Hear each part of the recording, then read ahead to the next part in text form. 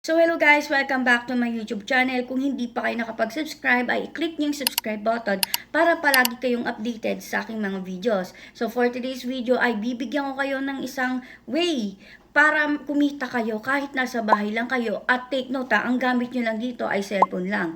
Kung gusto nyo malaman ko paano, ay stay tuned lamang.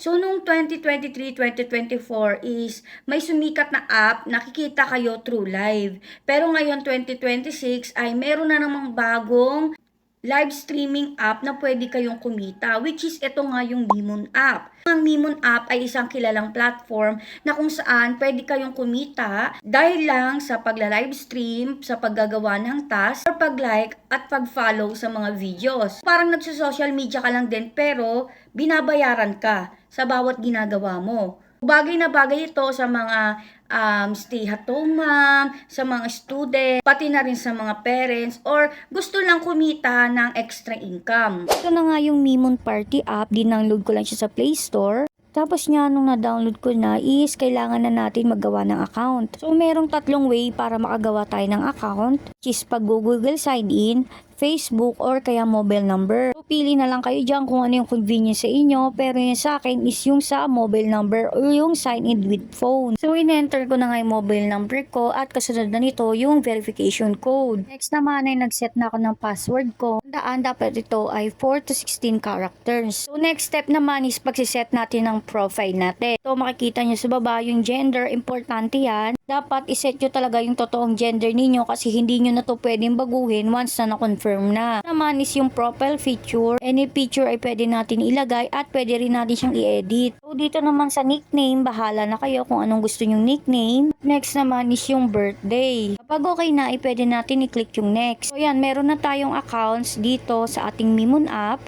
Kung makikita ninyo, iba't ibang bansa na talaga ang gumagamit nito. So, dahil nga nasa Pilipinas ako, makikita ko na rin dito yung mga user na Pilipino. So, makikita nyo rin, bata, matanda, lalaki, babae, pwedeng gumamit nito. So, paano ba tayo kikita dito? Unang-unang way para kumita tayo dito is pagla-live. So, kung nahihiya kayo sa mukha nyo dahil wala kayong ayos, maraming ditong filter na available. Pwede nyo itong gamitin. Kinagandahan dito kahit walang nanonood sa inyo or walang mag-gift, basta nag-live lang kayo sa loob ng 1 hour ay kikita kayo. Marami rin kayong pwedeng gift na makuha. So, ito yung mga example. Kung may nag-send ng gift sa inyo sa kada live ninyo, ay automatic na magkakaroon talaga kayo ng pera. So, isa pang way is through posting. So, makikita ninyo, pwede kayo mag-post dito ng kahit ano. Kapag may nag-react sa post ninyo, ay sure na may katumbas itong pera.